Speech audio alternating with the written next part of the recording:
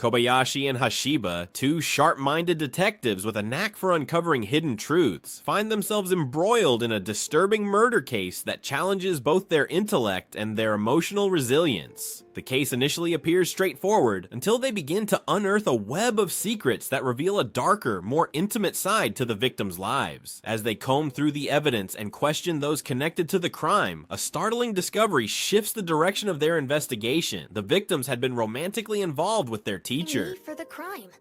He'd fallen out of love. This revelation adds a complex emotional layer to the case. The teacher, once thought to be a respected authority figure, now appears to have been at the center of a tangled romantic triangle. Kobayashi and Hashiba begin to suspect that jealousy, heartbreak, and betrayal may have played a major role in the events leading up to the murder. The investigation intensifies, and emotions run high as the duo explores the possible motives of those closest to the teacher and the victims. However, things take an unexpected turn when new evidence surface. Fingerprints found solely on the murder weapons belong to none other than Kobayashi himself. Strangely, his prints appear nowhere else at the crime scene, a detail that makes investigators suspicious. This isolated discovery suggests not guilt, but a calculated effort to frame him. The absence of any other trace of Kobayashi's presence raises a vital question. Was he being deliberately set up? Despite the growing suspicion and the pressure from law enforcement, Kobayashi keeps his composure. Refusing to be discouraged by the accusations, he scrutinizes the details with a clear and logical mind. He notes that if he were truly involved, his fingerprints would likely be found in more than just one place. This inconsistency becomes the cornerstone of his theory. Someone has intentionally placed his prints on the weapons to redirect blame. Determined to find the truth and clear his name, Kobayashi turns his focus to his classmates and those emotionally entangled in the case. Eventually, his investigation narrows in on a student named Hoshino, a quiet and often overlooked girl who had maintained a close proximity to the teacher. Her demeanor and behavior had raised no suspicion until Kobayashi began connecting the dots. The clues all pointed to her: subtle signs of obsession, the emotional instability she tried to hide, and her proximity to the crime scene. When confronted, Hoshino breaks down and confesses. Particularly toward Kobayashi, her affection soured into resentment.